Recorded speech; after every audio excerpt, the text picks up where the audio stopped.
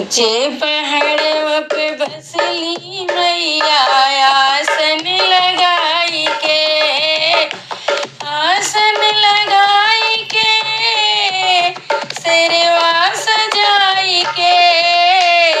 ऊंचे पहाड़ों पे बसली मैया आसन लगा के, भोले मनावे गौरा के डमरू बजाई के।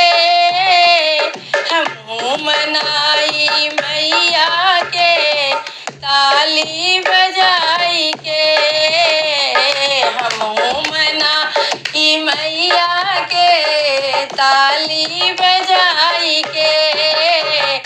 ऊंचे पहाड़ पे बसली मैया आसन लगाई के, विष्णु मनावे लक्ष्मी के, हाँ विष्णु मनावे लक्ष्मी के शंख बजाई के। हमहू मनाई मैया के ताली बजाई के, हमहू मनाई मैया के ताली बजाई के।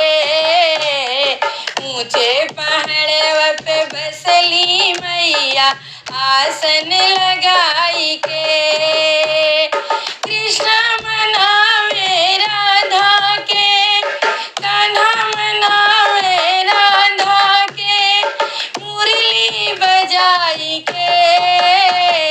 हमहू मनाई मैया के ताली बजाई के, हमहू मनाई मैया के ताली बजाई के। ऊंचे पहाड़ पे बसली मैया आसन लगाई के, भक्तों मनावे मैया के अपन दुखड़ा सुनाई के।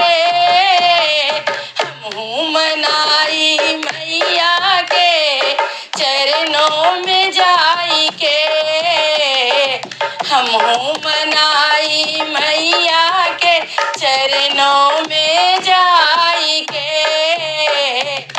ऊंचे पहाड़ पे बसली मैया आसन लगाई के,